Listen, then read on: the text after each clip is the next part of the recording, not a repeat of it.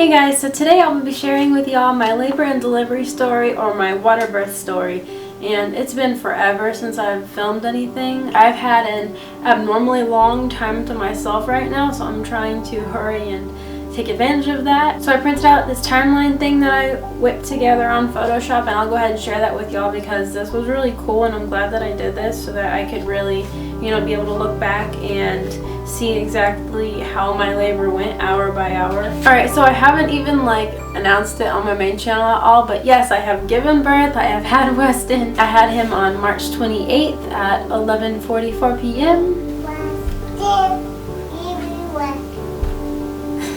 So the day before I had Weston was Easter, and we timed this so perfectly, but we did that belly cast thing, so you can preserve. Where is that? Oh dang it, I put it in my closet. It's somewhere up in my closet, but we did a belly cast so that we could see how my belly looked, and I knew that I was going to take a picture of Weston right after having him, kind of in the position that he was in while in my stomach. So I'll put up a picture real fast of what those turned out like.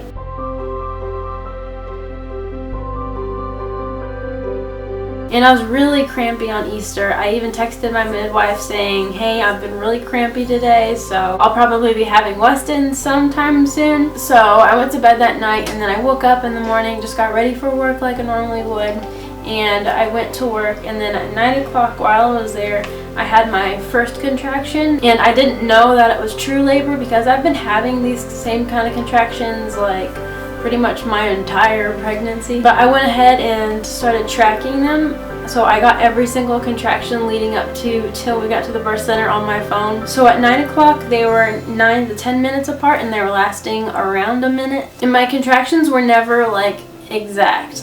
They were probably 9 minutes, 11 minutes, 10 minutes, and then maybe I'll have a random 8-minute or even 6-minute one. On Mondays, right after work, we usually rush off to dance class, but I was just not feeling it. I was not going to try to take her to dance when I was having these pretty constant contractions. We just went ahead and went back home, and I let my mom know. I see my mom at the church while I'm up there, so I went ahead and told her that I've been having these contractions for an hour now, which isn't normal for me. I'll have them off and on, but if they're lasting an entire hour and they're each 10 minutes long, that's a sign that I'm in real labor. So 10 o'clock rolls around, and they're about 7 to 10 minutes apart, lasting 30 seconds to a minute. And I noted here that I started feeling a little nauseous, which isn't normal for me. And I also went to Walmart. Whenever you're in labor, it's probably not advised to drive a car, but I had not gotten my birth outfit yet, the bikini top and shorts. So I rushed off to Walmart with Abigail, and then 11 o'clock rolled around and my contractions actually slowed down. And I think that's because once I got home, I laid down in bed and I just stayed in bed for a couple hours because I was really wanting to, it wasn't to the point where those breathing techniques were necessary to get through the contractions, but I wanted to go ahead and practice them so that it would come naturally. So I was laying down, and around this time, Jeremy's mom came over to help with Abigail, and she was trying to hurry up and finish painting their room because if you saw the vlog, the actual birth vlog, which I'll link below, you'll see the state that the room was left in whenever I was in labor. So since my contractions slowed down, they were 10 to 15 minutes apart, lasting 30 seconds to a minute. And then at 12, they were 9 to 13 minutes apart, lasting a minute. And I wrote here that there was lots of the lightning crotch, or whatever that's called. I don't think anyone really knows the purpose of them. Either the lightning crotch is because you're effacing more, and the baby's descending, I don't know, or the baby's just hitting a nerve. I'm not really sure, but anyways, I was having those at 12. Okay, and then at 1 o'clock they were 10 to 18 minutes apart, lasting a minute. And then at 2 o'clock I took an hour nap, and my contractions were 10 to 15 minutes apart once I woke up, and they were lasting a minute. At 3 o'clock they were 7 to 8 minutes apart, lasting 30 seconds to a minute. And then at 4, Jeremy came home from work, and then they were 6 to 10 minutes apart, lasting 30 seconds to a minute. And I think they started to come closer together because that's whenever my midwife said that, hey, maybe you should start you know, getting up and walking around since they're slowing down. So like as soon as I got up, the contractions were going by quicker. After I got up from that nap, I was kind of, you know, packing our bags, cleaning, and at one point I started coloring in like an adult coloring book that my mom got me for Easter, but just taking it easy. And then at 5 they were 6 to 10 minutes apart, lasting 1 minute. And then at 6 they were 5 to 10 minutes apart, lasting 30 seconds to a minute. And then at 7 o'clock, I wrote here that I was uploading a grocery haul to YouTube because I realized that it might be a while till I get my next video up. So I threw that up there real fast. And at 7 they were still 5 to 10 minutes apart. And then at 8 o'clock we decided to go to dinner, and I really didn't want to go out to dinner, but I knew that I needed to be walking around. And I went with Jeremy, my mom, his mom, and Abigail. And at Salada they were 5 to 9 minutes apart. They were getting closer, and I could definitely feel them. I remember at one point I had like 2 contractions that were only like 4 minutes apart though. And then at 9 we dropped Abby off at my grandmother's house, and then we arrived at the birth center. And when she checked me, I was 6 centimeters dilated, and during a contraction I was actually 7. So I definitely labored the majority at home, and by the time I got to the birth center they were 3 to 6 minutes apart, lasting 30 seconds and 1 minute.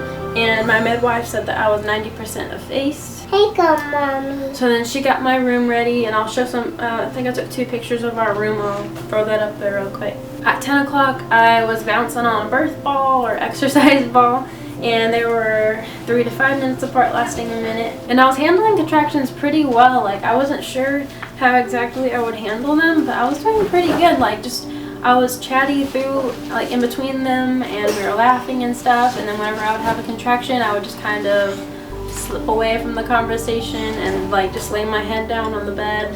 And someone asked me the other day, I think in the comments, like how I deal with pain so well or something. And I seem to do really well in pain if there's a finish line.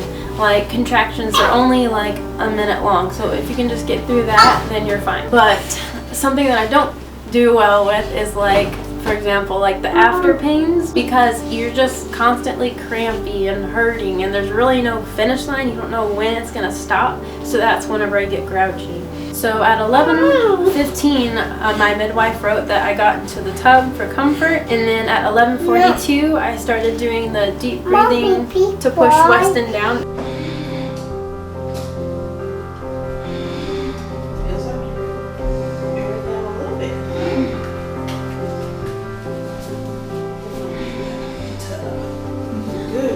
I didn't want to do like, you know, excuse me, like actual pushing, you know, like hard, exhausting pushing where you like hold your breath. Like that didn't sound appealing to me. So like I just did deep breathing. And then once I was able to feel Weston's head, I did quick short breaths, because that's supposed to, you know, help the baby come out slower, I guess. I don't know, like that's just what I've read. Bring your bottom up. So I did that just for maybe 30 seconds, and then he was born at 11:44. There you go.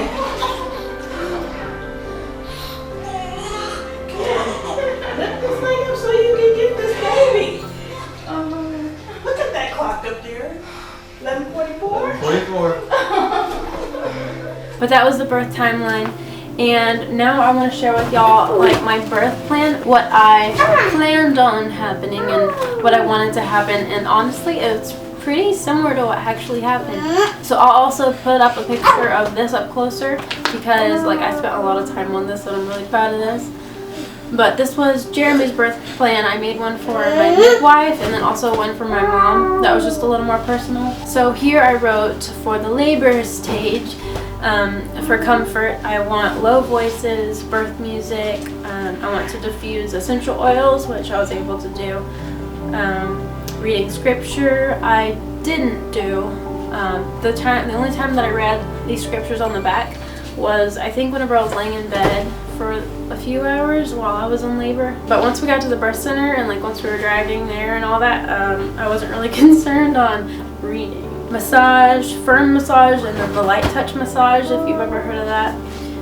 Relaxation, visualization, breathing, breath prayers, exercise ball, kisses, brushing hair with fingers, and affirmation. I think we pretty much got to use all of this, except I don't remember ever like sitting back and visualizing anything.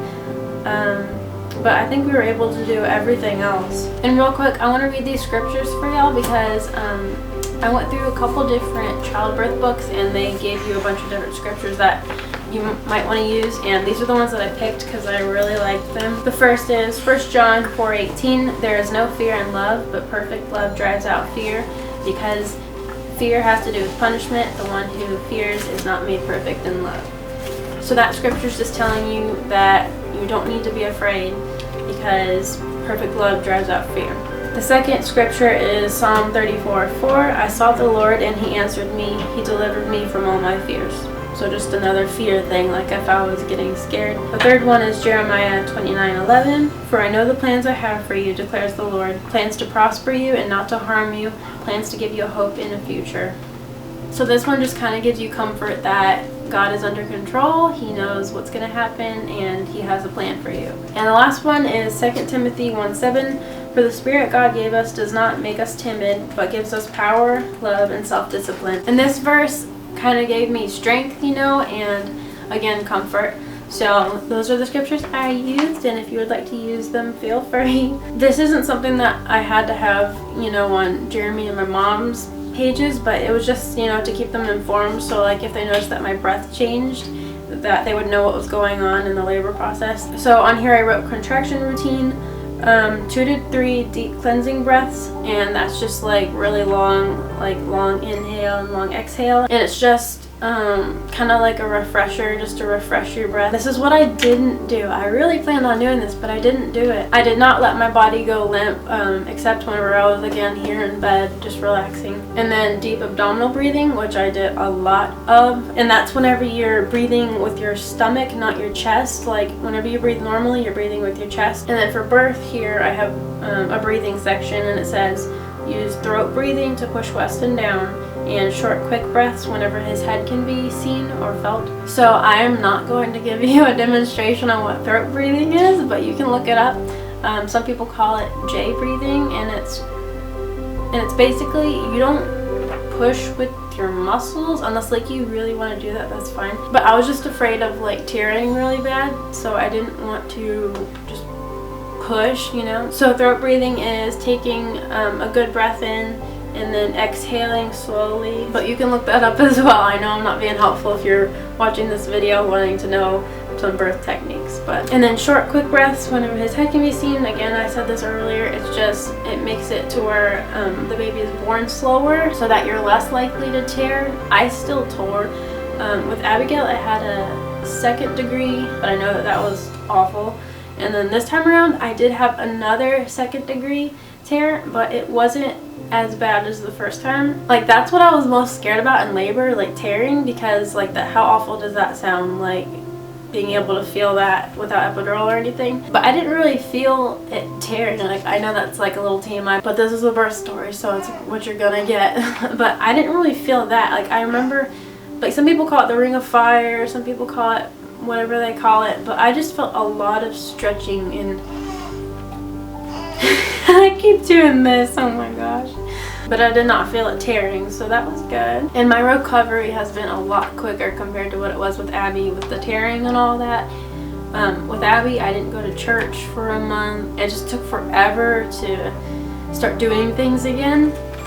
But this time around, I was already ready to start doing everything like the 2nd week of having him. So that was my birth plan, and it pretty much went along with the plan, so I'm very thankful for that. And it was a fantastic birth, and would I recommend a natural birth or water birth to others? Of course I would, and I would do it again, and okay, maybe not a heartbeat. But if we do have a 3rd kid, I will definitely want to do it the same way because it was a fantastic experience and I love my midwife. There's probably so much more that I could tell y'all, but I need to hurry and go feed Weston. So if you have any questions for me, or if you think I left anything out, I don't think I did, then go ahead and comment. And real quick, I'll go get Weston just so I can officially show him to y'all. So I'll be right back. He is officially a month old now, and I did forget something. I forgot to tell y'all his measurements and all that at birth. He was 5 pounds 14 ounces, and he was so tiny. We expected him to be like maybe 7 pounds. Abby was 6'3", and he was 18 3/4 inches long. Hey, he will actually be 6 weeks tomorrow. Sorry. I'm not even recording stuff. Okay. Thanks for that. Thank you all so much for watching. Bye. Every time I fall, there'll be those who will call me a mistake.